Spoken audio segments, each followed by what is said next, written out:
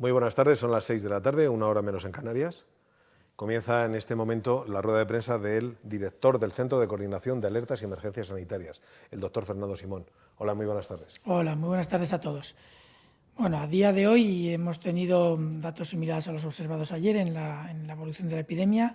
Con fecha de inicio de síntomas en los últimos 7 días se notificaron, ayer 245 casos con fecha de inicio de síntomas en los últimos 7 días, como decía, y con diagnosticados ayer, pero con fechas de inicio de síntomas en diferentes días, son 156. Además, se han notificado 32 fallecidos con fecha de inicio de síntomas en los últimos 7 días. Es cierto, todos sabemos que puede haber algún retraso en los últimos 1 o 2 días en cuanto a la notificación de los fallecidos, igual que para cualquier otra serie de datos, pero lo cierto es que ese retraso se mantiene más o menos estable en las últimas semanas y vemos, a pesar de todo, que el número de fallecidos va reduciéndose día a día, con lo cual tenemos una clara evolución descendente también en la serie de fallecidos. Todos estos datos nos suman en total, en el curso que llevamos de la epidemia, un total de 242.707 casos. Vamos ya cerca del 250.000 de casos. Estos casos son, en principio, todos aquellos que han ido reuniendo las definiciones o cumpliendo las definiciones de caso que el sistema de vigilancia ha ido imponiendo en cada una de las fases de la epidemia, de acuerdo a las necesidades de información, tratando de que no hubiera grandes cambios en las series, pero sí que, por supuesto, hay algunos. Ahora mismo esos datos incluyen básicamente hasta el día 10 de mayo casos diagnosticados por PCR, salvo algún periodo en la fase más álgida de la epidemia, y a partir del 10 de mayo incluyen datos de diagnóstico por PCR o por anticuerpos IgM con clínica, lo que es una aproximación muy cercana a lo que nos podría dar la IgM. En ese sentido, si me ponen una gráfica que teníamos prevista, podemos observar la evolución de la epidemia desde el principio de la misma, desde que tuvimos los primeros casos, al margen del caso que tuvimos en La Gomera, muy al principio de febrero, y en las Islas Baleares. La epidemia empezó en España, empezó a observarse a finales de febrero y progresivamente fue aumentando hasta mediados de abril, y a partir de ahí fue bajando, fue descendiendo. En esta gráfica podemos observar 3 variables diferentes o 3 aspectos diferentes. En color azul se puede ver la fecha de inicio de síntomas, que es la variable que más nos acerca a la situación real en cada uno de los momentos, pero que desgraciadamente para algunos de los casos que tenemos registrados no aparece la fecha de inicio de síntomas. Luego en rojo, es la parte que se ve más pequeña al principio, son aquellos en los que la fecha de inicio de síntomas no estaba disponible y por lo tanto se ponen por fecha de diagnóstico. Si no existe una fecha de diagnóstico, se utiliza un algoritmo en el que utilizamos la fecha de notificación menos 6 días, de forma que lo aproximamos lo más posible a la fecha posible de inicio de síntomas. En todo caso, como ven, hay alguna pequeña diferencia en los datos, y ven que esos datos sin fecha de inicio de síntomas se distribuyen a lo largo de toda la epidemia. La mayor parte de esos casos son personas asintomáticas a las que se les ha hecho una prueba de PCR en un momento determinado o una serología, y que posteriormente, por lo tanto, se notifican como casos, pero que en ningún momento han tenido síntomas y por lo tanto no se pueden ubicar en una fecha concreta, y tratamos de ubicar la fecha posible de infección. Luego en verde se ven los casos con síntomas por la fecha de diagnóstico sin esa corrección. Y como pueden observar, es otra serie, pero todas ellas tienen un aspecto similar y nos permiten valorar de la misma manera la evolución de la epidemia. Lo cierto es que la más sólida es la de los datos por fecha de inicio de síntomas, pero en un número de casos no tenemos esa fecha y por lo tanto hay que tener cuidado. Esos de los que no tenemos fecha son los asintomáticos, fundamentalmente los asintomáticos, y algunos para los que la fecha de inicio de síntomas, por múltiples razones, porque no se debe acordar el paciente, porque estuviera en unas condiciones demasiado graves como para poder contestar, por la razón que fuera, no se registró la fecha de inicio de síntomas. No es lo habitual, la mayor parte de los casos la tienen, como pueden observar, pero en algunos casos no existe, y esto puede hacer difícil ubicar todos esos casos en las series. Si pasan a la siguiente gráfica, en la que podemos observar el último periodo, desde el 11 de mayo, Esta es la cola de la gráfica anterior, en la que ya había muy pocos casos y por lo tanto apenas se podía observar la evolución real. Parecía que estaba ya muy plano, pero lo cierto es que todavía seguimos descendiendo. Esto corresponde, como digo, a los datos desde el 11 de mayo, cuando se cambió el sistema de vigilancia, y por lo tanto tenemos ya muy pocos casos y tenemos que valorarlos de una forma un poquito diferente, o observarlos, por así decir, de más cerca, con un zoom. Y en esta gráfica, además, les representamos en verde oscuro los casos con síntomas a los que se les puede adjudicar una fecha de notificación, una fecha de inicio de síntomas, y en verde claro, la parte de arriba de las barras, se observan aquellos que son casos asintomáticos, que se han detectado bien a través de cribados en grupos concretos de población, sanitarios, residencias, etcétera, o bien a través de cribados a partir de casos identificados cuando se verifica, en algunos casos, el estatus de infección de todos sus contactos. Como pueden ver, a medida que evoluciona la epidemia, ese porcentaje de casos asintomáticos, es decir, personas que no desarrollan ningún síntoma, pero que aún así han sido detectados por el sistema, es mucho mayor de lo que era, que se veía en la gráfica anterior, al principio de la epidemia, en la que los casos con fecha de síntomas ocupaban prácticamente la totalidad, con un pequeño porcentaje para el resto de casos, y aquí, como ven, está en torno al 35-40% de los casos diarios son casos que se detectan en cribados y, por lo tanto, no tenemos esa fecha de inicio de síntomas. Además, podemos observar que, pese a que estamos ya en una fase muy final de la epidemia, en la que estamos detectando muchos casos sospechosos y analizándolos, haciendo muchas pruebas diagnósticas, estamos detectando alrededor de 10.000 casos sospechosos al día. Baja un poco los fines de semana, evidentemente. Tenemos alrededor de 55 a 60.000 casos sospechosos semanales a los que se hace prueba alrededor del 90%, como mínimo una PCR alrededor del 90%, vemos que pese a todo este esfuerzo muy superior al que podíamos realizar durante el pico de la epidemia en esta fase final, pese a estar detectando probablemente muchísimo más, seguimos con una tendencia más suave, como es obvio porque estamos haciendo mucho esfuerzo de detección, pero seguimos con una tendencia descendente, aunque sí que es cierto que es más suave porque estamos detectando muchísimos casos. Todo esto es lo que ahora nos interesa, es decir, encontrar los casos infectados, encontrar los casos leves, los casos asintomáticos, ser capaces de identificarlos, ser capaces de reducir los riesgos de la forma más precoz posible, como hemos comentado en otras ocasiones. Estos son los datos que tenemos hasta ahora y los datos que siempre les digo que interpretar todos estos datos, aunque en principio una interpretación, digamos, gruesa o somera o de forma muy genérica se puede hacer con los datos rápidamente, lo cierto es que cuando se empieza a trabajar con ellos uno se da cuenta de todos los aspectos que hay que valorar para interpretar la evolución y la situación. En todo caso, sabemos que tenemos datos que nos sirven para valorar las evoluciones de las epidemias, que es la parte importante. Tenemos estos datos que nos aportan información, pero que a la hora de valorar la evolución no aportan gran cosa a las series de datos.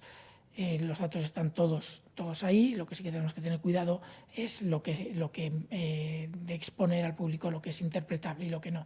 Y eso es lo que en muchos casos ha podido generar en algún momento alguna situación de incomprensión de algunas de estas series. Yo creo que podemos dejarlo ahí. Secretario, si le parece bien, pasamos a las preguntas. Muy bien. Hoy hay muchas preguntas que tienen que ver con la situación en el corredor norte, por así decirlo. Europa Press le pregunta, ¿cómo valora la decisión de las comunidades de retroceder y no permitir este lunes la movilidad entre regiones vecinas tras los brotes en Euskadi? Si vuelve a haber brotes o se descubre transmisión comunitaria en los brotes del País Vasco, ¿se recomendaría retrasar más allá del día 21 la movilidad entre comunidades autónomas? Bueno, yo creo que estas posibilidades que están poniendo sobre la mesa, las decisiones todavía no están tomadas, entiendo, pero todas estas opciones que se están barajando para reducir los riesgos demuestran que tenemos un sistema sanitario prudente, un sistema sanitario consciente de lo que ha pasado y un sistema sanitario muy consciente de los riesgos que nos enfrentamos en el futuro. Y por lo tanto, yo no tengo nada que decir, sino que todo lo contrario, apoyar en esta situación y después de vivir lo que hemos vivido, es mejor ser un poco prudentes que un poco temerarios. No podemos arriesgarnos más de la cuenta a volver a una situación parecida a la que hemos sufrido en los meses de marzo y abril.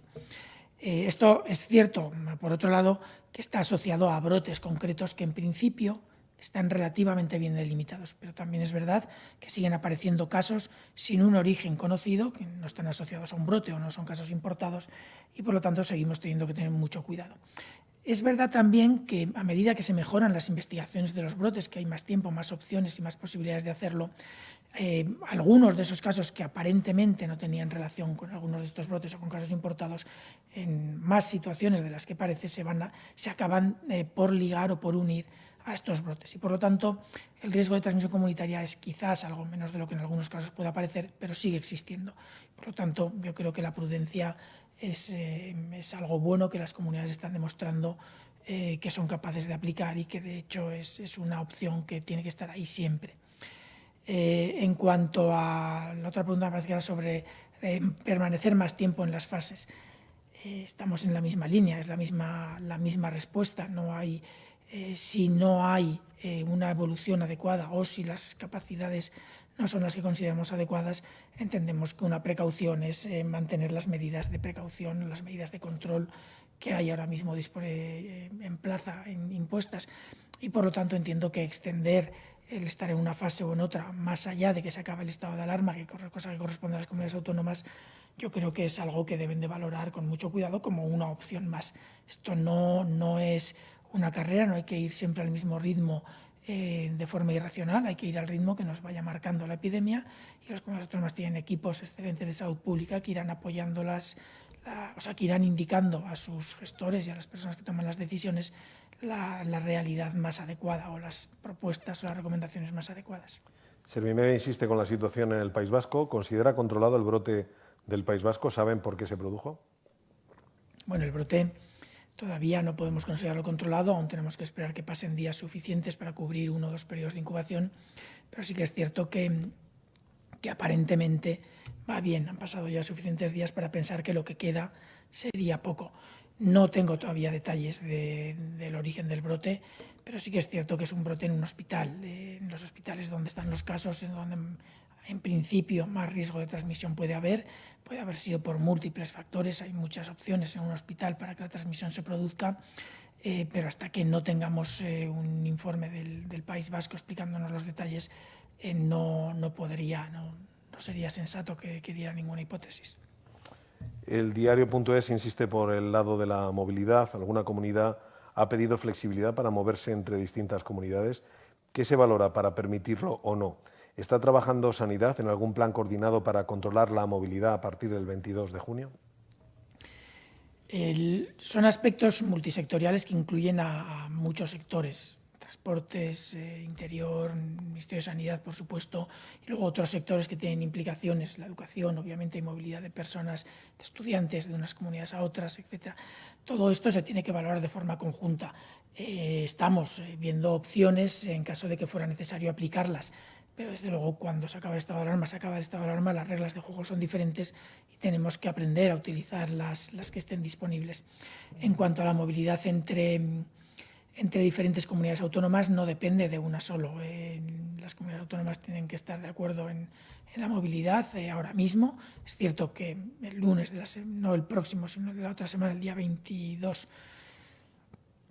ya tendrán mucha más capacidad de decisión las comunidades autónomas y tendrán que negociarlo de otra manera, pero sí que es cierto también que el Ministerio sigue pudiendo, a través de las herramientas de coordinación que hay entre las comunidades autónomas, básicamente del Consejo Interterritorial, sí que puede hacer propuestas y recomendaciones a diferentes grupos de comunidades o al total de España, y por lo tanto hay muchas herramientas que nos permitirán trabajar con la prudencia adecuada y tomar las decisiones de la forma, iba a decir técnicamente más correctas, pero lo cierto es que técnica, social y económicamente más correctas. Hay muchos más factores que exclusivamente los que correspondan a sanidad, aunque sí que es cierto que en una epidemia como esta los factores sanitarios son probablemente los que más peso tienen. TV3 dice la base de datos del Ministerio de Casos, la base de datos del Ministerio indica sobre casos del COVID que aparecen unos 20.000 casos nuevos, lo que sitúa la cifra total de casos en más de 260.000. Esa misma base de datos también sitúa los primeros diagnósticos en fecha 1 de enero, concretamente 2 casos en la Comunidad de Madrid y 2 más en Cataluña. No obstante, durante la mañana en la página web, ustedes, Sanidad, tenían como cifra global de casos 242.280 reportados en la nota de ayer. ¿Cómo debemos interpretar estas dos cifras? ¿Cómo se ha identificado además esos casos del 1 de enero? Bien,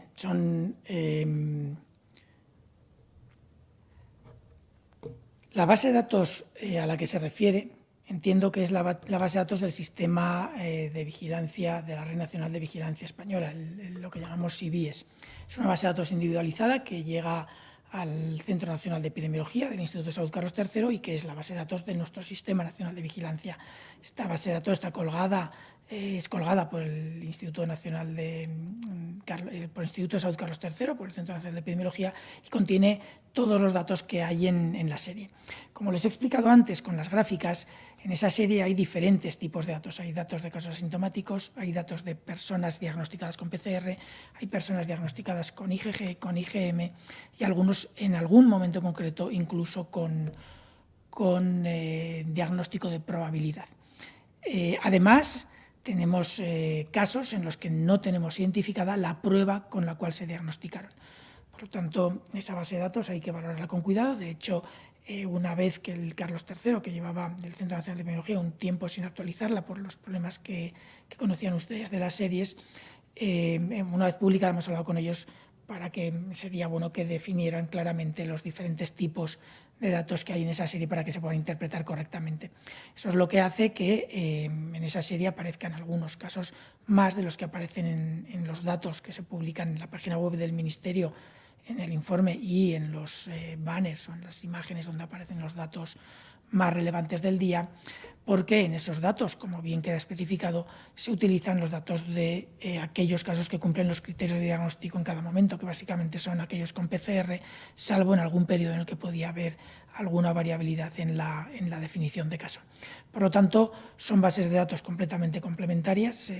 La que tiene más casos incluye algunos que no se pueden ubicar bien en el tiempo, algunos que no se puede saber correctamente qué tipo de prueba es y algunos casos que pueden ser incluso probables y por lo tanto no comparables al resto. Y la otra es una serie de datos, o sea, son datos más sólidos en cuanto a la comparabilidad de unos con otros, pero lo cierto es que todavía no hemos cerrado la actualización de la serie con el tipo de prueba diagnóstica que realizaron a cada uno de estos pacientes y por lo tanto el análisis de esa serie hay que hacerla con muchísima precaución. Cuando estén los datos se pondrán y se interpretarán de la forma más correcta. Mientras tanto, yo sí que pediría a todas las personas que están haciendo modelos, análisis, evolución de la serie basados en esos datos crudos, en esos microdatos que están en un formato de texto separados por comas, que tengan mucho cuidado a la hora de utilizarlo y que entiendan que esos datos se tienen que entender con una visión crítica y que están dirigidos fundamentalmente, cualquiera puede acceder a ellos, pero están dirigidos fundamentalmente a personas que conocen los datos de vigilancia y que manejan este tipo de variables con cierta facilidad. Pero lo cierto es que están disponibles para todos, cualquiera puede hacerlos, lo único que pediría es prudencia a la hora de manejarlos. En cuanto a los datos del 1 de enero, lo cierto es que en la base de datos también aparece algún caso de 2019. Es más, aparece también un caso del 11 del 1111. Es decir, a la hora de introducir los datos en las fichas de los pacientes y en las series de datos a veces se cometen errores. Los que aparecen con fecha de enero no sabemos si es un error o si son datos reales.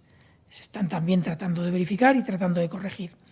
Es decir, creo que lo he repetido en múltiples ocasiones y yo creo que no está de más hacerlo siempre que haya oportunidad. Los datos epidemiológicos de vigilancia son datos de los cuales tenemos que extraer muchísima información y utilizarla muy rápido de la mejor manera posible, pero también son datos imperfectos, porque no son los datos que se ajustan a lo que queremos, sino que son los que hay, los que son.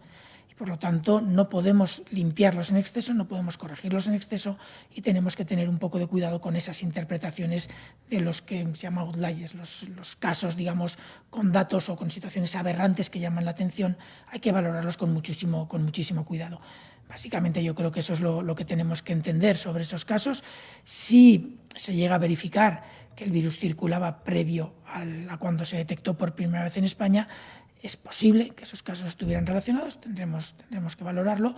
También podría ser que las fechas de esos casos fueran errores y en ese caso se tratará de corregir. A medida que todo esto se vaya verificando, que las comunidades tienen que hacerlo progresivamente, hemos tenido muchos casos y corregir series con casi 250.000 de casos no es fácil, pero a medida que se vayan corrigiendo irán mejorando las series. Es posible que estos casos queden, es posible que estos casos de enero desaparezcan, igual que desapareció el del 11 de noviembre del año 1111. Varios medios preguntan por los casos importados. News Diario pregunta: los 96 casos importados a los que ha hecho referencia estos días, ¿son de algún país con la epidemia fuera de control? Informativos, primero, L'Echo, francés, dice: se han detectado 96 casos importados en el último mes. ¿Qué significa? ¿Que no son suficientes los 14 días de cuarentena obligatoria? ¿O que bien no está aplicada la cuarentena y por qué? Y añade Informativos de Televisión Española: ¿nos podría especificar qué tipo de seguimiento se hace a las personas que entran en España e inician una cuarentena? Dicen tener constancia de casos que aseguran que Sanidad Exterior no contacta con ellos durante toda la cuarentena. Bueno, los casos importados, con los datos de ayer eran 96, con los datos de hoy son 104. Si no me equivoco, con fecha de inicio de síntomas 104 desde el día 11 de mayo. Si no me equivoco, en la última semana creo que eran 22 o 23, uno o dos menos que ayer, al cambiar de día va cambiando. Los casos importados provienen fundamentalmente, no recuerdo el origen de todos, pero provienen fundamentalmente de zonas con epidemias activas, con un nivel de transmisión importante, básicamente de América Latina y de Estados Unidos. Pero sí que puede ser que alguno de ellos viniera de alguna otra zona, que ya les digo que ahora no recuerdo, pero fundamentalmente de estos lugares que les he comentado. En principio, ahora mismo solamente pueden venir personas con unas características determinadas, residentes en España, personas que trabajan en España, personas que tienen un trabajo transfronterizo que no pueden evitar, y algunos grupos muy particulares que tengan misiones importantes diplomáticas y algunas misiones de este estilo, por ejemplo, personas de organismos que trabajan en organismos internacionales que tienen que venir a España, por ejemplo, para colaborar con el Ministerio en la gestión de la epidemia. Estas son las personas que pueden venir. Lo que pasa es que es cierto que España tiene muchísimas personas residentes en España, pero que son de origen o tienen familia en América Latina y que en un momento determinado se pudieron quedar allí retenidas por causa de los cierres de fronteras y ahora obviamente están regresando. No hay ninguna razón, sólida por la que podamos evitar que vengan. Lo mismo pasa con los españoles que están en otros países que están viniendo o con los extranjeros que hay en España que están volviendo a sus territorios. La cuarentena se tiene que hacer, se recogen los datos de los casos. Esto nos permite identificarlos, en qué avión han venido, si han venido en avión, y así poder identificar sus contactos estrechos en el avión, además de los que pueden haber tenido durante su estancia en España, y hacer seguimiento, identificación y seguimiento de todos estos contactos, tanto los del avión como los que hay en España. En cuanto al seguimiento y el contacto que se hace con ellos, el seguimiento se hace por parte, depende si son del avión, si son contactos en la comunidad autónoma, etcétera. Participa Sanidad Exterior, participa mi unidad, el CAES, y participan las comunidades autónomas. Pero sí que es cierto que la cuarentena es una acción que se solicita bajo la responsabilidad del viajero y lo que se hace es comprobar que esto se cumple. No se comprueba en el 100% de los casos, por lo tanto es normal que alguno pueda decir que no se le ha contactado, pero sí que se realiza en un porcentaje. No les puedo decir en qué porcentaje, pero sí que en un porcentaje importante de ellos se realiza para valorar, de forma aleatoria, para valorar que realmente están cumpliéndola. Todo esto va a seguir así hasta que el cambio relacionado con los movimientos internacionales a nivel de la Unión Europea y a nivel global cambie, y cuando todo esto cambie se tendrá que hacer, se hará de otra forma. Ahora mismo lo cierto es que la coordinación entre las comunidades autónomas, el Sanidad Exterior, el CAES y otras unidades del Ministerio es relativamente buena. pues muy buena, ciertamente, y se está consiguiendo una transmisión de información muy adecuada y estamos detectando prácticamente todos los contactos de estos casos. Pero eso no deja de implicar que para algunos de ellos no se les contacte correctamente. Si no tienen sintomatología, tienen que hacer simplemente la cuarentena. Si tienen sintomatología, tienen que contactar al sistema y los datos que hemos dado, 104 detectados desde el día 11 de mayo, que corresponden aproximadamente a un 10-12% de todos los viajeros que han venido, perdón, del total de casos nuevos que se han detectado en un periodo similar, implica que las cosas se están haciendo correctamente. Se puede escapar alguno, pero las cosas se están haciendo correctamente, y que aquellos que inician síntomas acceden al sistema, son localizados, aislados y sus contactos seguidos. Finalizamos con una pregunta de IM Farmacias y IM Médico. ¿Qué puede hacer Sanidad para luchar contra los botellones que los jóvenes están celebrando en muchas ciudades, por ejemplo Madrid? Vamos a ver, Sanidad, yo creo que viene actuando desde hace mucho tiempo y a largo plazo, tratando de controlar el consumo irracional, indebido de alcohol, y sobre todo en edades tempranas, porque es un problema de salud grave que genera problemas de salud a largo plazo en los jóvenes, que genera problemas de salud a corto plazo en los jóvenes y que en muchos casos genera incluso defunciones asociadas a múltiples aspectos, violencia, accidentes de tráfico, etcétera, al margen de los problemas directos sobre la salud de la persona. Yo creo que esta acción a largo plazo de sanidad se tiene que reforzar, y entiendo que los medios de comunicación tienen un papel importante a la hora de desfavorecer, por así decirlo, desmotivar a la juventud en el consumo de alcohol, sobre todo si es de manera irracional y masiva en fiestas en las que el objetivo no es casi ni siquiera divertirse, sino estar en un estado de embriaguez relativamente rápido. Yo creo que todo eso hay que entenderlo de una forma a largo plazo. Lo que puede hacer Sanidad en este momento en concreto es fundamentalmente hacer las recomendaciones de qué actos o qué tipo de reuniones no se deben realizar. Luego corresponde a otros sectores de la Administración el aplicar las medidas de control pertinentes, y no es Sanidad el que tiene que controlarlos y deshacer este tipo de reuniones. Otra cosa que puede hacer Sanidad es, por ejemplo, lo que estoy haciendo yo ahora mismo, es tratar, en la medida que podamos y con otro tipo de campañas, de desmotivar a los jóvenes para que apliquen o para que realicen este tipo de reuniones peligrosas, no ya por el alcohol solo, sino también por la transmisión del coronavirus. Y yo creo que no pueden olvidar el esfuerzo que están haciendo sus mayores, porque casi todos tendrán familias amplias con personas mayores de alto riesgo, y yo creo que no pueden olvidar el riesgo al que pueden exponer a estas personas dentro de sus propias familias.